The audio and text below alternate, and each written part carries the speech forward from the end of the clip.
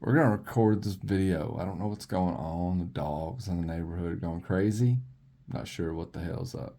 But who knows?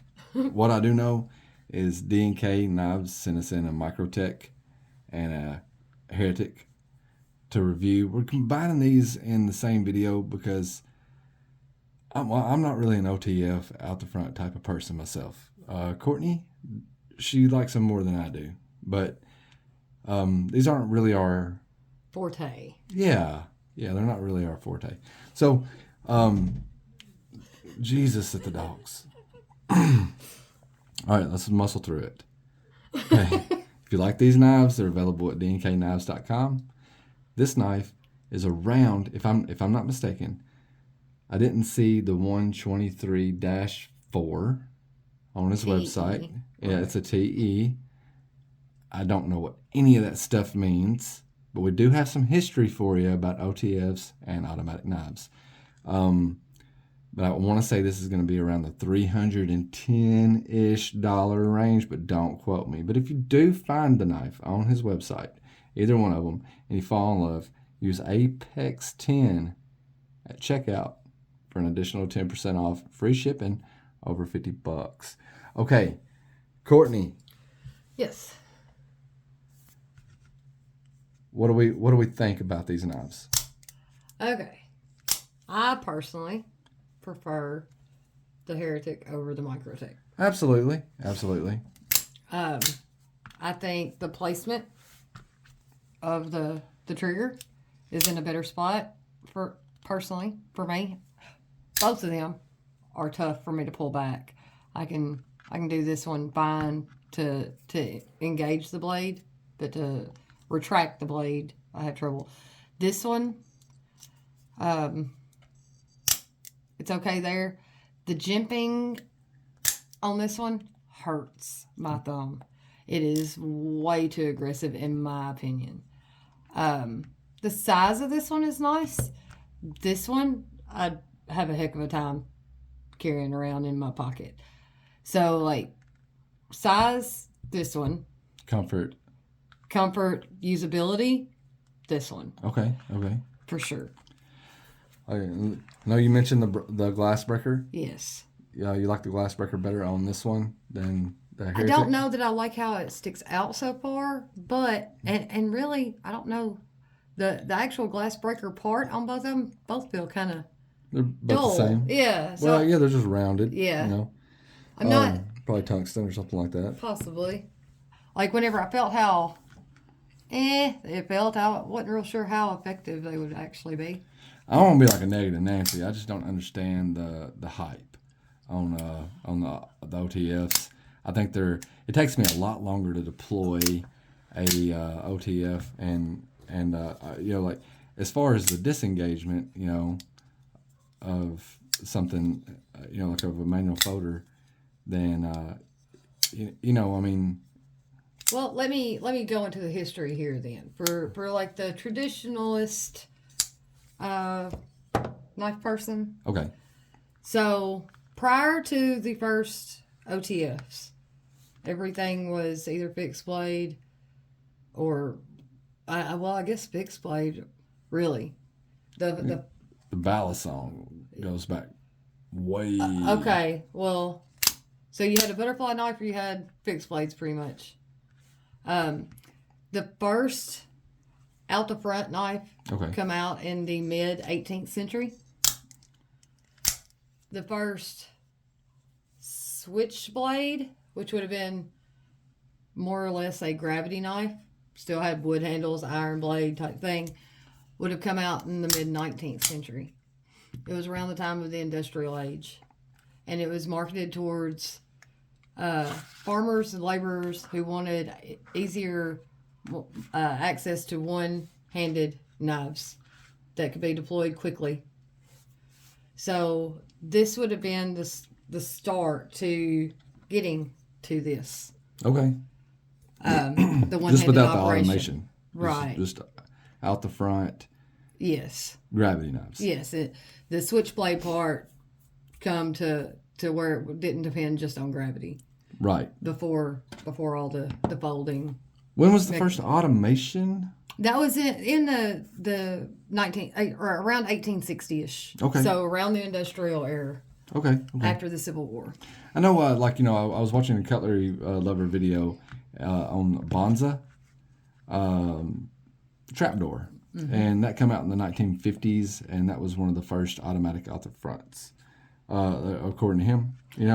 And maybe it was one of the first mainstream. Maybe, and that was around the time they started getting popular in the movies. Yeah. And also the time that it started becoming a big, widespread controversy. Yeah. Because the 1950s was also when the article came out in the women's magazine about it being a deadly weapon or a deadly toy. A lot of crime was being done with them. Yeah. That was 1950s. So they had already been out and starting to get a name for themselves at that point. Okay. And that's when people started pushing for laws to start being enforced against them.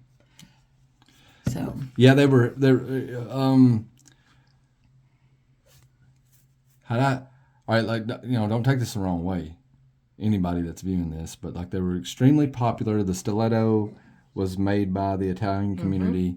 Now, like the Bonza trapdoor was made by the Germans. Yep. And that was going to be your first out the front automatic or semi-automatic.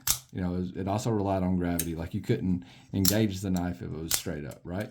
But you could if you pushed the button just right. If you push the button just right. Like so, but you had better luck if you pointed it down or even at the side. So like gravity would help that knife, and that's awesome. But it was a European thing mostly. Yes. And so when prohibition became a thing, and immigration started, becoming prevalent in the United States of America, especially in New York and Chicago, in the industrial cities, we started entering the time of opportunity for organized crime. Yes. So when Italians come with their, they brought stilettos and stuff like that with them. So like they had the automatic knives that came with them because that was a norm over there. Yes. And they were fancier than just the regular blades. Yeah. So it like caught the eye of the Americans when they started bringing them over here too. That was some of the research I seen. Like the ones that Schrade was making here in America were still more regular blade like. Right. So when the stiletto come over, it looked classier, fancier. It intrigued the Americans. Right. Yeah. Anything different, is it's cool, and there's always gonna be a cool factor to any of that type of stuff. I've never been one that actually understood the need for something like this myself. I feel like the more opportunities you give something to go wrong, then eventually it will. And there are a lot of components to an out front. I was reading all the different components that go in it. You got like a sidewall, an internal sidewall, two different slides, one for the engage, one for the disengage. Like the spring itself, there's two different types of springs that can be used in them. There's a lot that goes into the internals of these. Right. I do like the grips on the Heretic myself, and we're not trying to keep make this a versus video because this is the third time we've attempted to record the video because of the stuff going on outside with the dogs. But it's Tony Marfione was an Italian himself, which he's an American, but he owns Microtech. Tony Marfione the second or junior owns Heretic.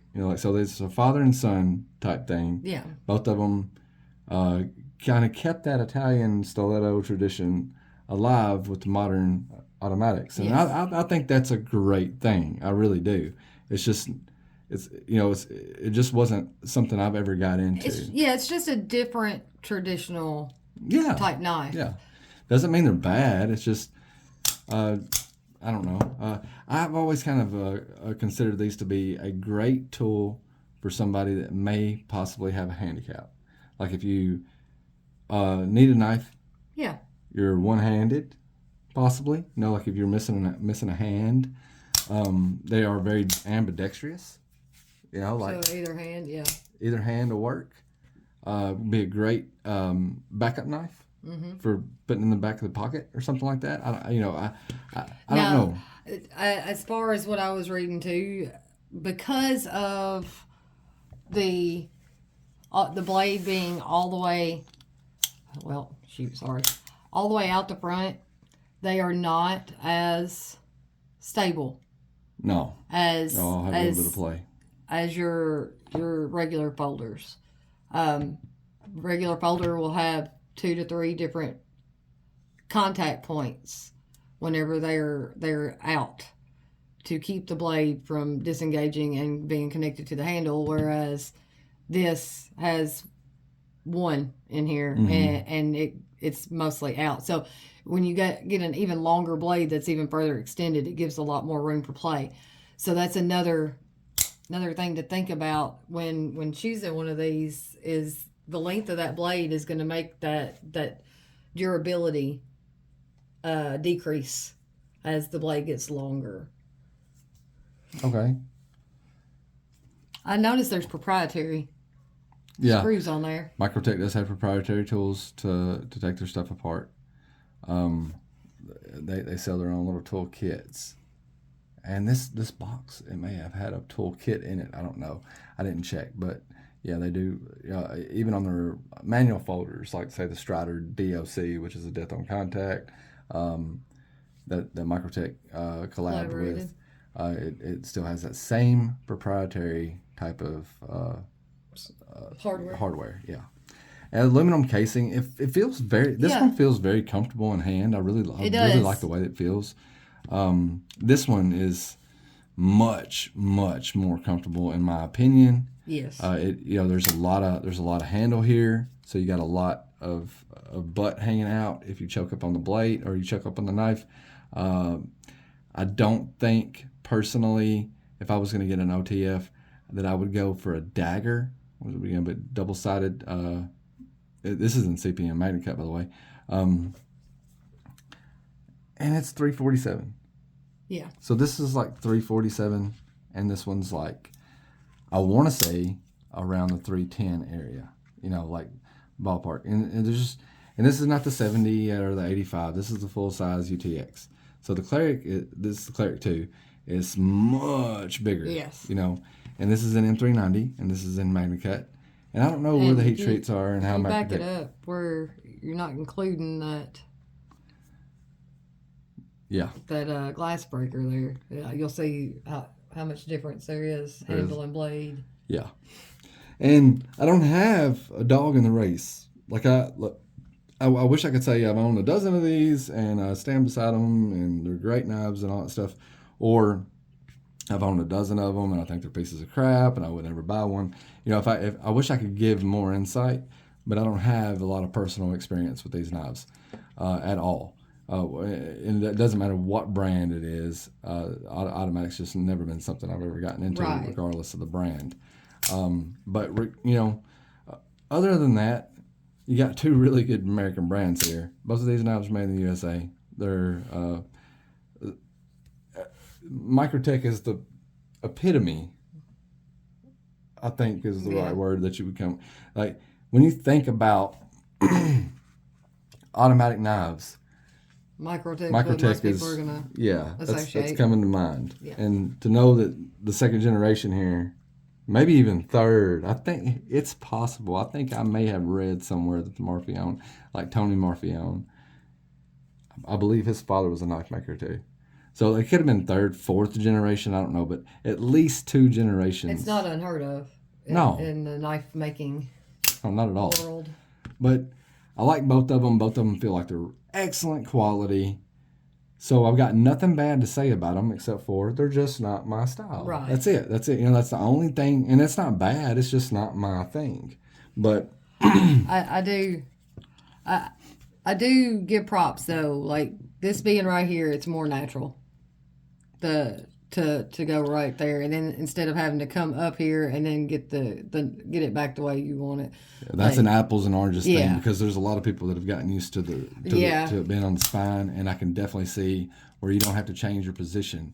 If you don't mind it being on the spine, and like this is something that's not a bad thing to you. You've already got your knife out. You've pulled it out. You make one movement, and your point. You're like, Yeah, you're I can see you're that. going forward. But for you prefer the trigger being on top. Oh, yeah. And listen, with the dagger, you're still in position. Right. Like you're I mean, like, Yeah, like you said, apples and oranges. That's right. It'll come down to personal preference. Don, thanks for sending these things in. Courtney, do you have anything to add? No.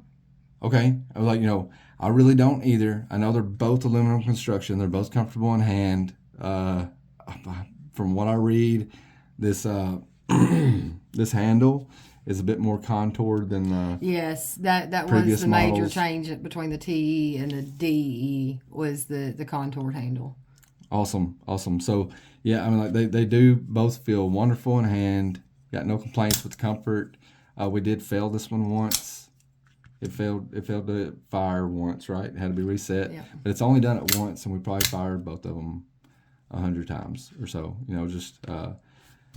Just piddling with them. Yeah. So we'll clean them back up. They are going to be available at the store. We got to get those back to him. Thanks, Don, for sending them in. If you have any questions, you have anything you want to add, feel free to drop anything you want in the comments below.